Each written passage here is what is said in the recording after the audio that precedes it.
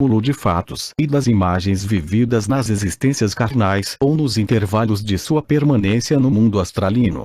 A sua memória, no entanto, cresce e se amplia no infinito do tempo e do espaço, até consolidar-se num apercebimento consciente do ser indivíduo, que dali por diante sente-se uno e inconfundível no seio do próprio Criador. Pergunta: quer nos parecer que as religiões então funcionam como um incentivo para o apressamento angélico, ou seja, para um mais breve apercebimento da consciência humana? Não é assim? 2. Nota do médium. Pergunta exclusiva de Ramatiz, auscultando a impressão do leitor quanto a esse assunto bem desenvolvido em O Evangelho à Luz do Cosmo. Embora a pergunta anterior a esta pareça fugir do assunto da presente obra Elucidações do Além, ou do capítulo em foco, ambas são de profundo interesse de Ramatiz, quanto às reações emotivas ou intelectivas dos leitores. Ramatiz. O verdadeiro sentido do vocábulo religião, 3, na acepção panorâmica da ideia, significa, na verdade, a religação da criatura ao seu Criador. Todo esforço que o homem efetua no sentido de aproximar-se ou assemelhar-se com Deus, é sempre um ato religioso porque o transforma e eleva, isto é, o religa com seu autor. Religião não é somente a ideia de um culto ou dever sagrado para com a divindade, mas a mobilização dos recursos sublimes do próprio ser, para, então, gozar de maior intimidade com seu Criador. O espírito do homem encontra-se ligado eternamente com Deus, em cuja fonte ele se originou e se alimenta. No entanto, apesar dessa ligação íntima e indestrutível, que o torna a miniatura portadora dos mesmos atributos da divindade, ele deve reunir-se ou religar-se com o Pai, ampliando e divinizando a sua consciência pelo entendimento completo da vida e pelo sentimento crístico incondicional.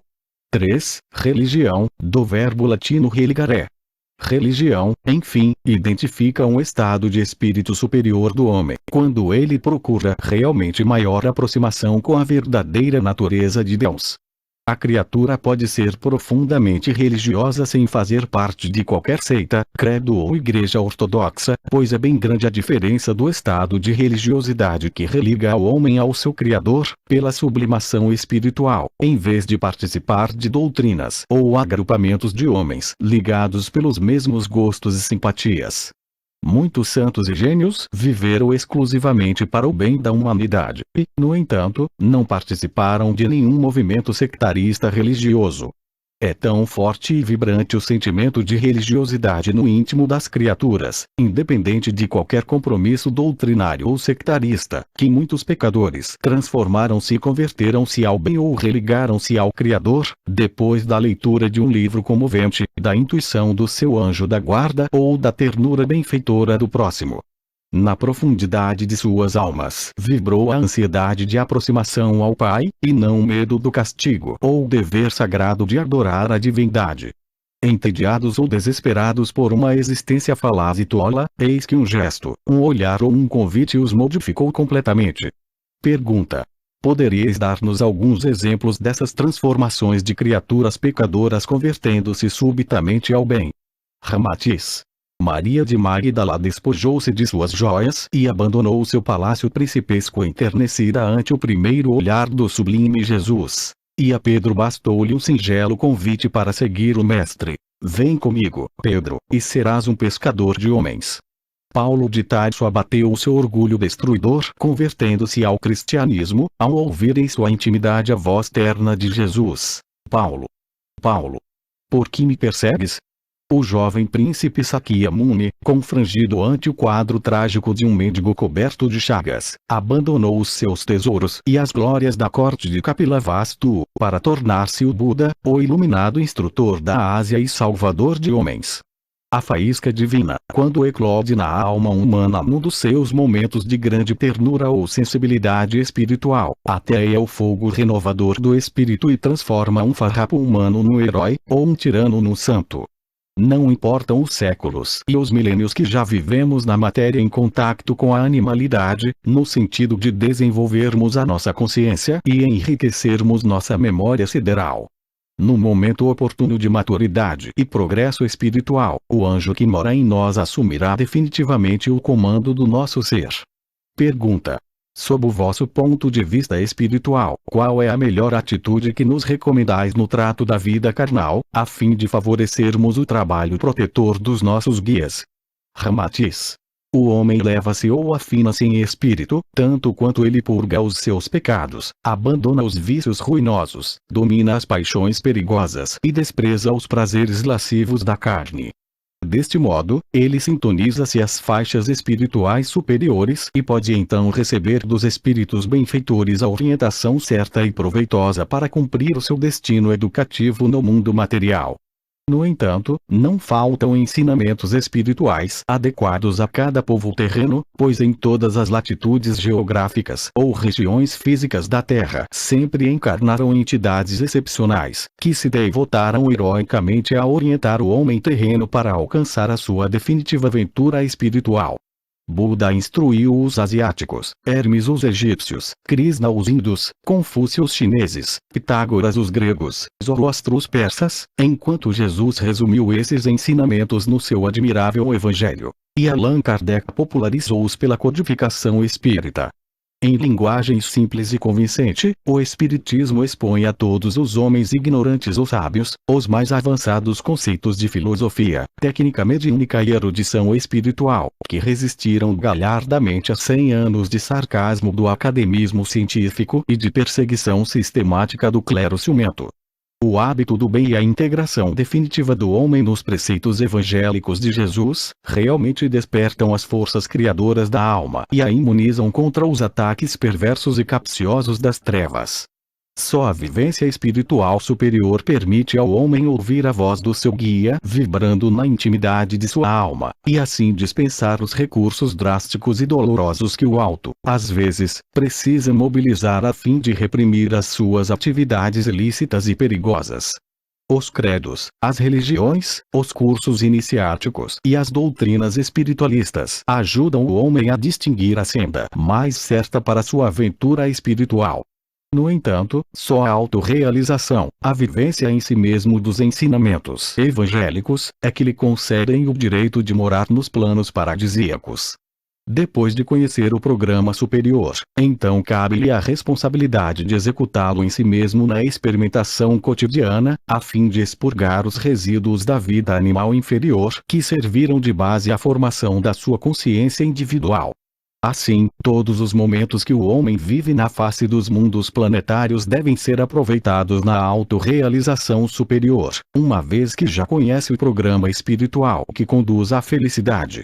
As discussões políticas, religiosas ou desportivas, as atitudes rebeldes, obstinadas ou coléricas, a frequência habitual aos antros do vício e aos ambientes femininos, o anedotário indecente, o julgamento antifraterno, a cupidez, o ciúme, o ódio, a vingança, a hipocrisia ou a capciosidade, inclusive os passatempos tolos e dispersivos, são estados de espírito e condições humanas que baixam o nível espiritual do homem e o isolam da orientação certa do alto. Todo espírito tem o direito de buscar o clima que lhe é mais relativo, mas é óbvio que há de sofrer, em si mesmo, os bons e os maus efeitos próprios do ambiente onde prefere viver. 10. Elucidações sobre o perispírito. Pergunta: por que em obras anteriores de vossa autoria espiritual e de outros espíritos credenciados, o perispírito é definido como um elemento complexo, de estrutura fisiológica, sistemas e órgãos idênticos aos do corpo físico, quando Allan Kardec, no Livro dos Espíritos, o identifica na forma de um corpo vaporoso?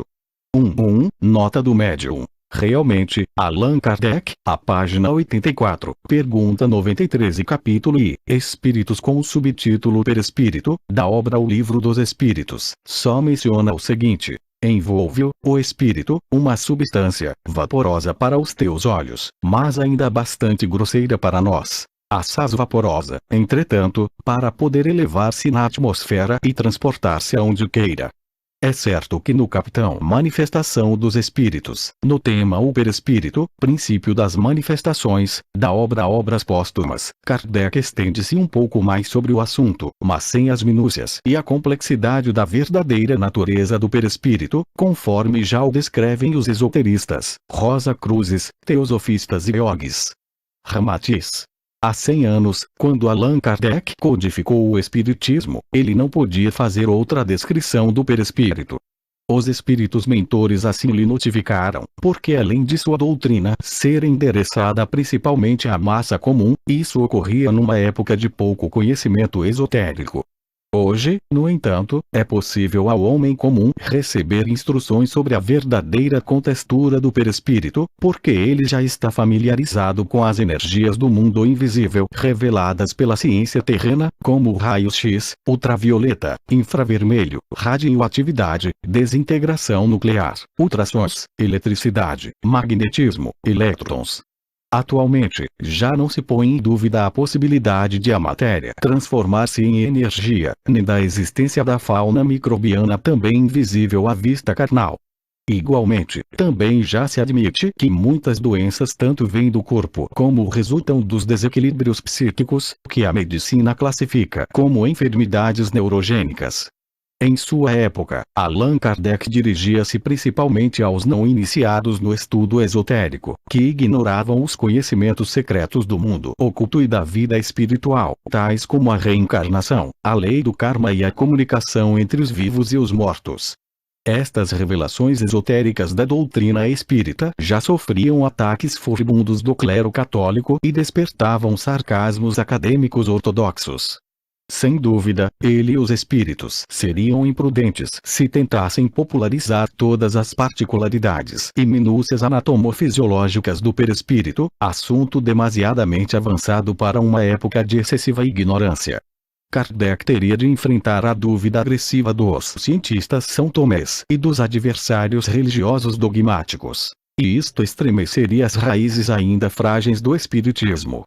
Eis porque os espíritos mentores de Kardec não o incentivaram a empreender estudos e pesquisas mais profundos quanto à verdadeira natureza do perispírito, limitando-se a classificá-lo como um corpo fluídico, simples e vaporoso.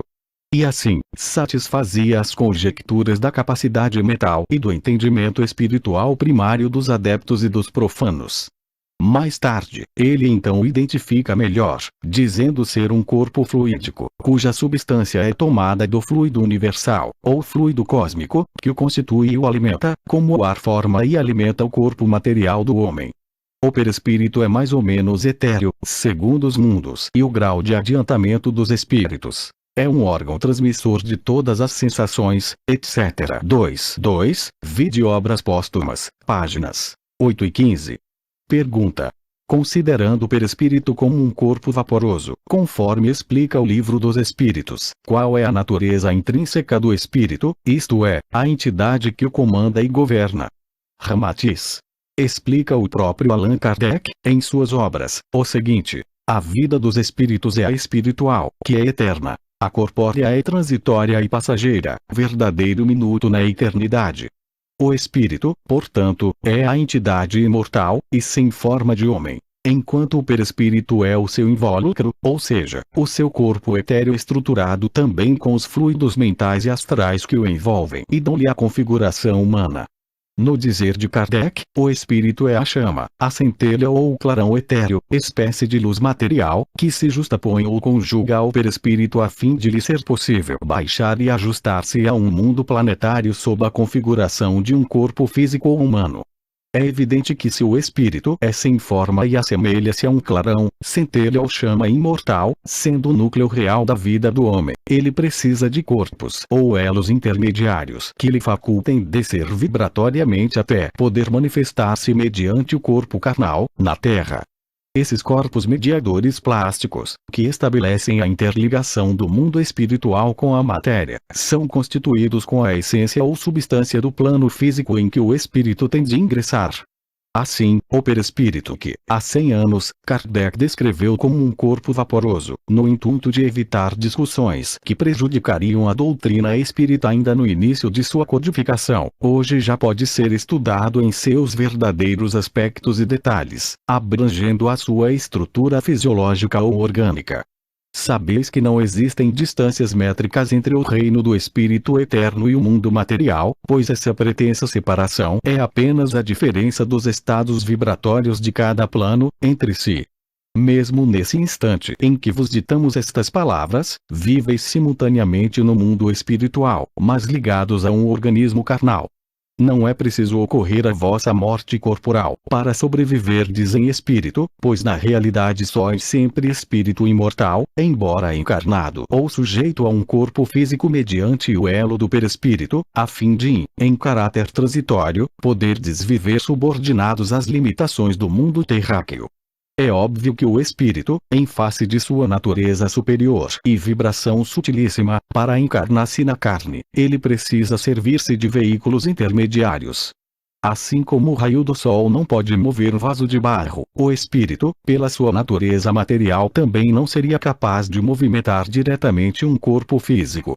Em resumo, entre o espírito e o corpo carnal existe um espaço ou distância vibratória, que precisa ser preenchido pelos corpos, veículos ou elos confeccionados da mesma substância de cada plano intermediário.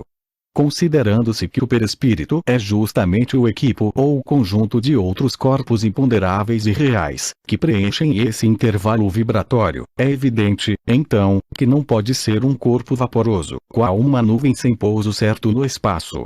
Pergunta: poderíeis dar-nos algumas elucidações mais amplas, desse conjunto ou equipo perispiritual, que também é formado por outros veículos ou corpos imponderáveis? Ramatiz: atendendo aos objetivos desta obra, em particularizar os diversos aspectos da mediunidade sob o patrocínio do Espiritismo, faremos algumas observações gerais sobre o perispírito, mas sem nos estendermos às minúcias facilmente encontradas nas obras dos Rosa-Cruzes, teosofistas ou iogues. Cabe-nos, realmente, despertar o interesse dos espíritas estudiosos para a verdadeira natureza anatomofisiológica do perispírito e auxiliarmos os médiuns a lograrem mais êxito nos seus trabalhos mediúnicos, adquirindo maiores conhecimentos sobre a verdadeira vida do espírito imortal. Através da escolástica hindu, sabe-se que o universo é centenário, isto é, todas as manifestações mais importantes da vida cósmica e planetária são disciplinadas ou regidas por um padrão vibratório diretor, que é um número 7. Entre essas manifestações centenárias, destacamos, principalmente, as seguintes. São 7 as cores fundamentais do espectro solar e da cromática do mundo material. 7. As principais notas da música terrena. 7. Os dias da semana e cada período lunar. As 7 pecados capitais e 7 virtudes principais, 7 planetas e 7 esferas ocultas que se agrupam em torno da Terra, pois o espírito do homem só se libera depois que atinge o 7º céu. Foram 7 os sábios da Grécia e as maravilhas do mundo. São 7 os sentidos físicos das raças humanas no fim do seu ciclo planetário de educação física. Também são 7 as raças-mães de cada orbe e já vos encontrais na 5ª raça-mãe. Jacob, em sonhos, viu os anjos subindo e descendo os 7 degraus da escada evolutiva espiritual, enquanto o Apocalipse de João é pródigo em 7 selos, 7 anjos, 7 céus e 7 castiçais.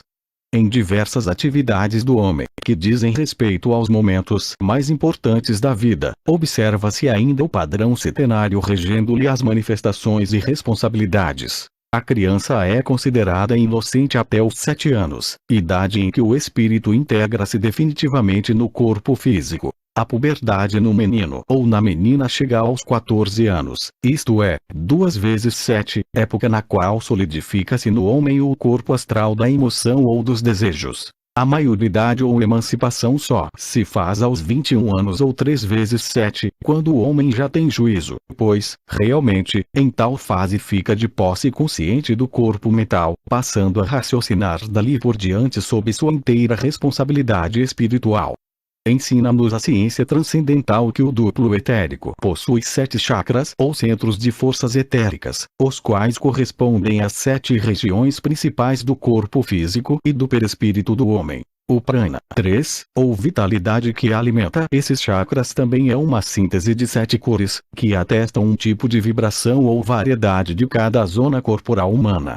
Aliás, o próprio prana está colocado entre os 7 elementos, que correspondem às 7 regiões, ou 7 invólucros do universo ou de Brahma, como dizem os orientais, a saber, prana, a vitalidade, manas, o princípio inteligente ou a mente, o éter, o fogo, o ar, a água e a terra. 4.3. Vide o capítulo Algumas noções sobre o prana, a página 172. 4. Nota do revisor. Aliás, Gênesis explica que Deus acabou o mundo no sexto dia e no sétimo descansou da obra que fizera. Gênesis 2, 1, 2 e 3. Eis porque as filosofias e doutrinas espiritualistas da Terra, em sua essência, tratam da revelação cosmogônica pela mesma ordem setenária, embora às vezes variem, entre si, nas suas denominações peculiares e especulações filosóficas, conforme seja a índole, o temperamento e as tradições de cada povo. Assim, por exemplo, os Rosa-Cruzes referem-se a 7 divisões com relação ao homem, na seguinte forma: o mundo de Deus, o dos espíritos virginais, o do espírito divino, o do espírito da vida, o do pensamento, o dos desejos e o da matéria. Embora se verifique a aparente diferença com a mesma enunciação feita pela yoga, na intimidade espiritual ambos concordam, malgrado a última assim especifique a sua definição setenária: espírito, mente espiritual, intelecto, mente instintiva, prana ou força vital, corpo astral e corpo físico. 5. Nota do revisor. Para os leitores mais interessados nesse assunto, recomendamos as seguintes obras, que lhes proporcionarão excelentes ensinos sobre os fundamentos principais do espírito imortal, as quais assim se denominam: 14 lições de filosofia yoga, o curso adiantado da filosofia yoga, Raja Yoga e Gnana Yoga, de Yogi Ramacharaka. Vide ainda, Karma Yoga, de Vivekananda, obras editadas pelo Círculo Esotérico do Pensamento.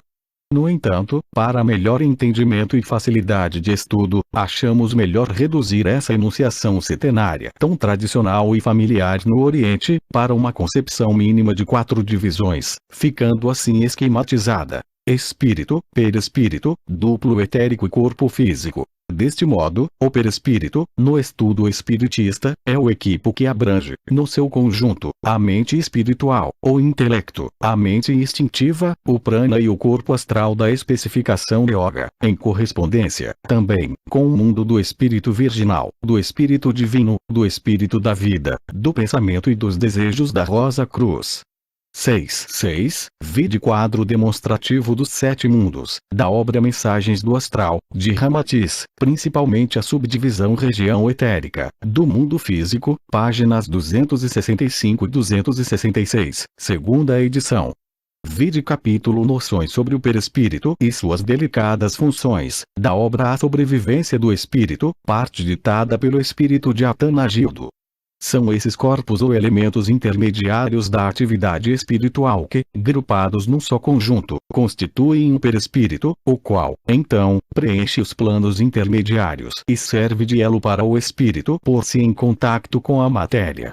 É a ponte de ligação entre o reino espiritual e o mundo físico, sem necessidade de esmiuçá-lo com especificações e subdivisões que lhe destaquem o corpo mental, vital, espiritual ou astral, tão ao gosto dos orientais.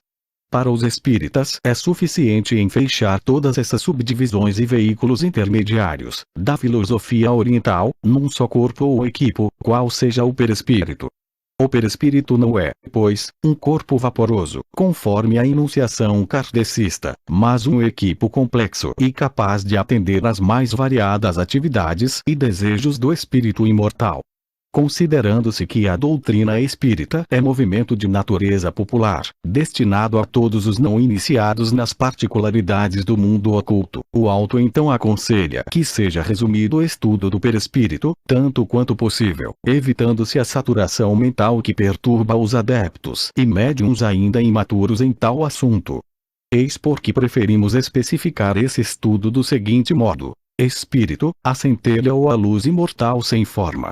O perispírito abrange o corpo mental que serve para pensar, o corpo astral, que manifesta a emoção, os desejos, os sentimentos, o duplo etérico, com o sistema de chakras ou centros de forças etéricas, isto é, o corpo transitório de éter físico e situado entre o perispírito e o corpo físico, o qual se dissolve depois da morte do homem. E finalmente, o corpo físico, como a derradeira peça a ligar o espírito imortal ao mundo material.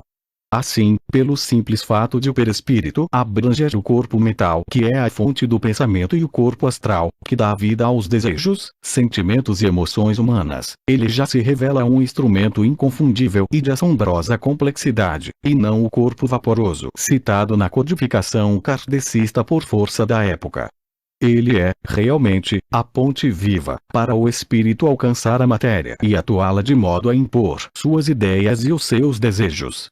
No universo não existem fantasias nem milagres, mas tudo obedece a um processo de ciência cósmica regido por leis invariáveis, que regem o aperfeiçoamento das coisas e dos seres. É óbvio, pois, que a operação de pensar, desejar ou sentir do espírito, exige sistemas, órgãos e mecanismos adequados na contextura do perispírito, em vez dele ser um corpo vaporoso semelhante à fumaça. É sabido que as poses ou estados emotivos do homem produzem em seu corpo determinadas reações psicofisiológicas que interferem com o sistema nervoso cérebro-espinhal, endocrínico, linfático, sanguíneo, ósseo, muscular e outros fenômenos específicos. Portanto, muito mais importante do que o corpo de carne é a estrutura anatomofisiológica do perispírito, que é a sua matriz original e organismo pré-existente ao nascimento e sobrevivente à morte física. Pergunta: e por que os doutrinadores e líderes espíritas não explicam aos adeptos do espiritismo a realidade exata do perispírito, pois, em geral, eles limitam-se a citar só aquilo que Kardec enunciou? Ramatiz: evidentemente, isso é uma questão de simpatia ou culpa da excessiva ortodoxia ainda dominante no seio da doutrina espírita, pois o próprio Allan Kardec foi muitíssimo claro ao enunciar o seu pensamento de que o espiritismo deve incorporar em sua doutrina tudo aquilo que, depois de passar pelo crivo da razão e resistir à pesquisa científica, seja útil e benéfico ao homem.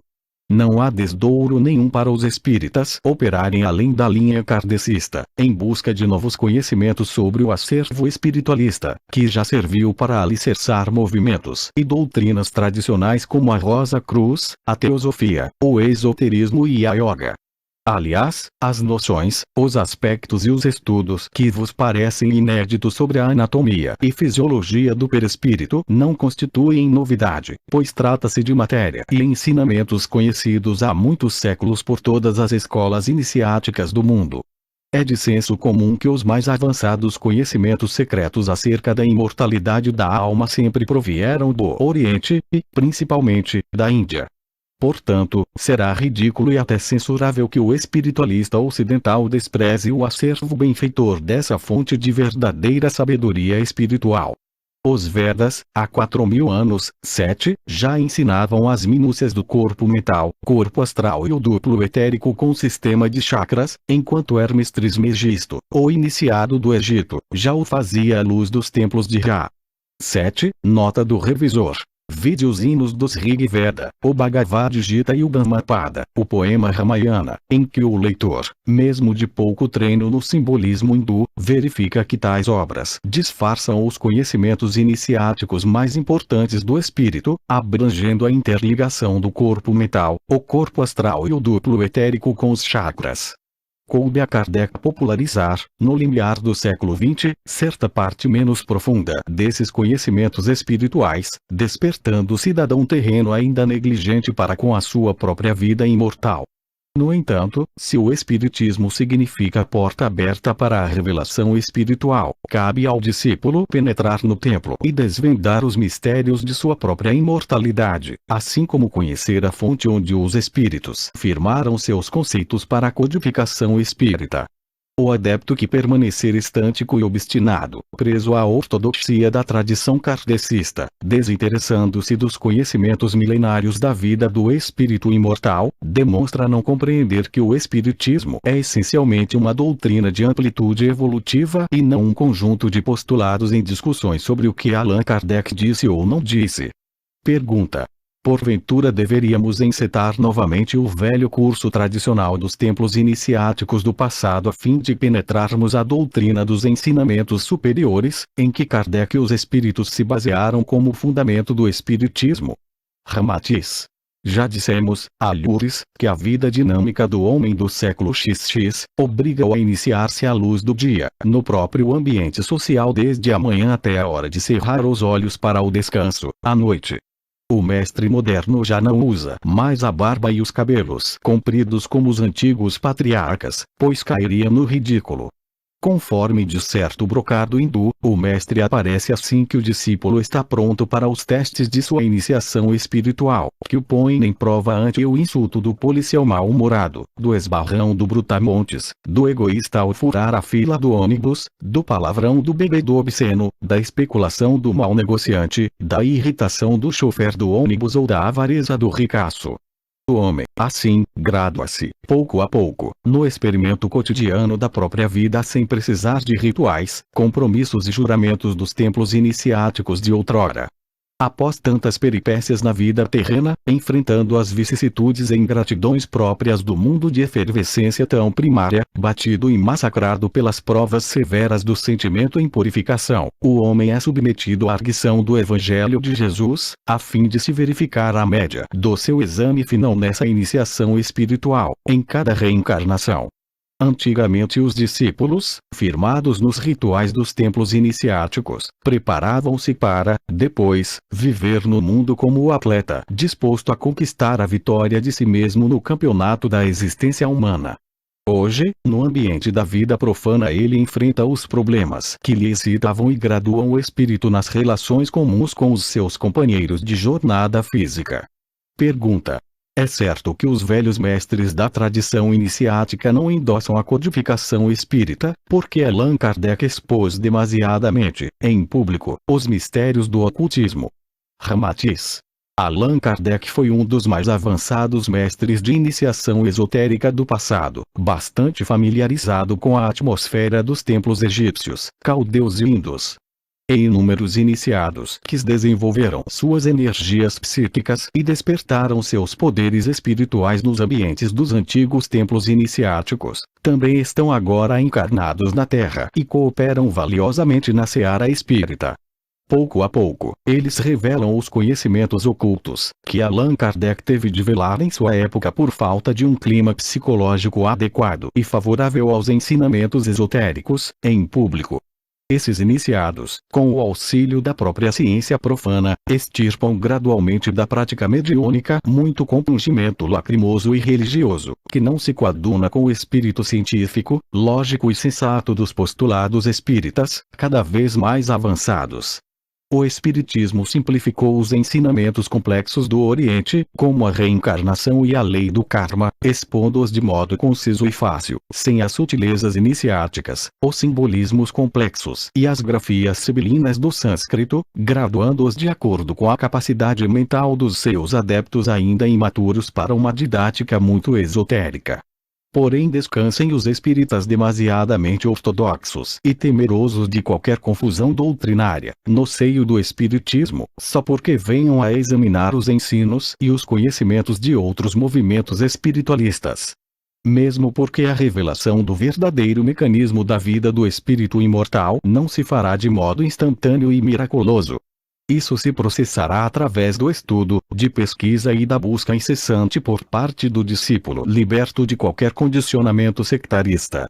Acomoda a atitude do espírita ignorar propositadamente qualquer assunto que não se relacione com a sua doutrina, em geral, é mais fruto da preguiça mental do que mesmo receio de confusão doutrinária. Aliás, a confusão não está nas coisas que investigamos. Ela está em nós mesmos, pois só o homem realmente confuso tem medo de conhecer outros movimentos esotéricos, cujos princípios doutrinários apoiam-se também nos fundamentos em que assentam os postulados do espiritismo. Tal receio resultará num estacionamento mental obstinado, que não livrará o discípulo de enfrentar essa tarefa nesta ou noutra existência terrena. A Terra é a escola de educação espiritual primária que só libera os seus alunos depois que eles forem aprovados em todas as matérias nela existentes. Os espíritas sabem que não há graça nem privilégios extemporâneos na senda da evolução espiritual. Por isso, quando o discípulo desperta para a realidade da vida imortal, ele encontra-se diante de um problema capital de sua existência, porquanto, ao mesmo tempo, entram em conflito, na sua consciência, os instintos primários do animal e a súplica do anjo para que ele prefira lutar para subir ao paraíso.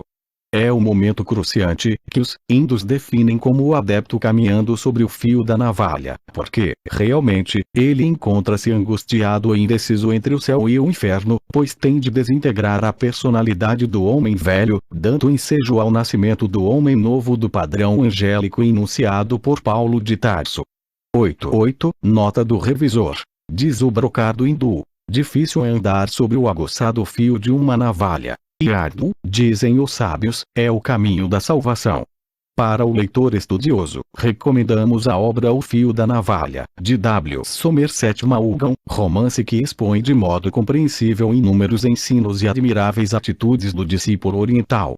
Depois que o homem encerra sua iniciação espiritual na Terra, aprendendo todo o alfabeto das matérias primárias que lhe testam o coração e lhe desenvolvem o intelecto, então será promovido para o mais próximo ginásio planetário. 9. Não é justo que os alunos reprovados no curso primário terreno, antes de haverem assimilado integralmente os seus ensinamentos de menor envergadura espiritual, devam ingressar no curso superior.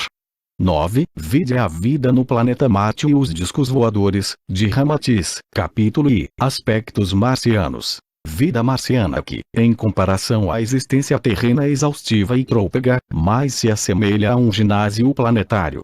Pergunta. Assim que reformarmos as leis da Terra, os alunos também alcançarão melhor graduação espiritual, não é assim? Ramatiz. Querer reformar o cenário da Terra sem, antes, cristianizar o homem e seu habitante, é como tentar endireitar a sombra de uma vara torta sem, primeiro, endireitar a vara. O ambiente moral e social da Terra é a projeção coletiva ou a média espiritual de cada um dos seus cidadãos de curso primário.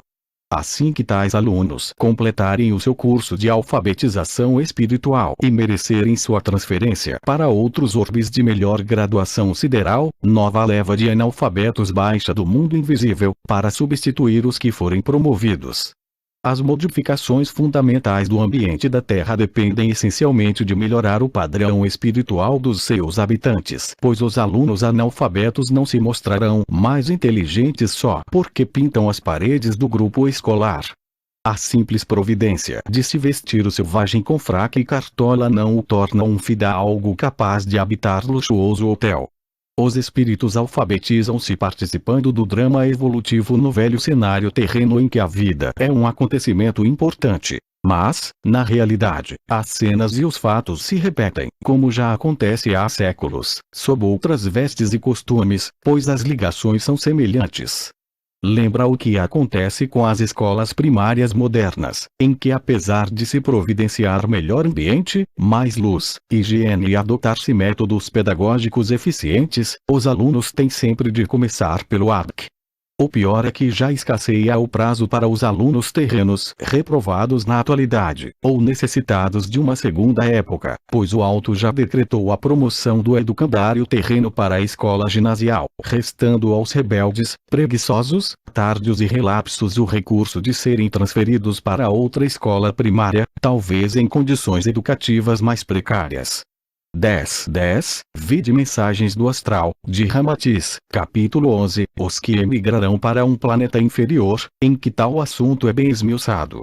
Mas o Espiritismo muito fará para esclarecer o terrícola nesta hora profética, cumprindo-lhe, então, popularizar os ensinamentos ocultos já manuseados por outros movimentos espiritualistas, pois a codificação espírita, em verdade, ainda não terminou. Aliás, prossegue incessantemente regida pela mente espiritual do próprio Allan Kardec. Pergunta.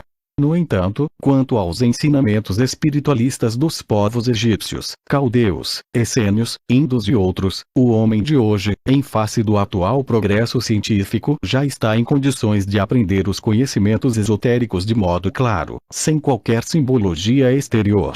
Não é assim? Ramatiz. Sob a responsabilidade dos espíritos superiores, a literatura espírita tem por objetivo essencial conduzir o terrícola à sua mais breve angelitude. Os termos e as definições ocultistas, muito familiares aos orientais, realmente parecem excêntricas ou exóticas para o ocidental demasiadamente apegado às provas materiais. Porém, sob a inspiração do alto, o Espiritismo já atualiza os ensinos milenários do Oriente, assim como também os comprova à luz dos laboratórios da ciência profana, expondo à compreensão do homem comum aquilo que antigamente só era conhecido dos velhos iniciados templários. 11. Os ensinamentos da vida espiritual, quando são demasiadamente complexos ou avançados, transbordam da mente comum e perturbam o homem imaturo, podendo torná-lo num místico exagerado, ou num ateu irredutível. 11. Nota do revisor. Ramatiz tem razão, pois a literatura espírita e mediúnica já amplia as suas demarcações doutrinárias sob o contato e pesquisa dos outros movimentos espiritualistas, mas sem abalar os seus fundamentos morais. Aliás, já consignamos em alguns rodapés de obras anteriores, trechos de mensagens do além, que corroboram perfeitamente esse recente cometimento espiritista. A obra Entre a Terra e o Céu, páginas 126 a 129, de André Luiz, através de Chico Xavier, aborda o assunto milenário dos chakras ou centros de força do duplo etérico, explicando os mesmos sob a nomenclatura hindu, como o chakra coronário considerado o lótus de 1000 pétalas. E expõe longa dissertação sobre a fisiologia do perispírito nos moldes da fisiologia oriental. Enquanto Emmanuel, no Capitão Perispírito, da obra Roteiro, diz: o perispírito não é um corpo de vaga neblina,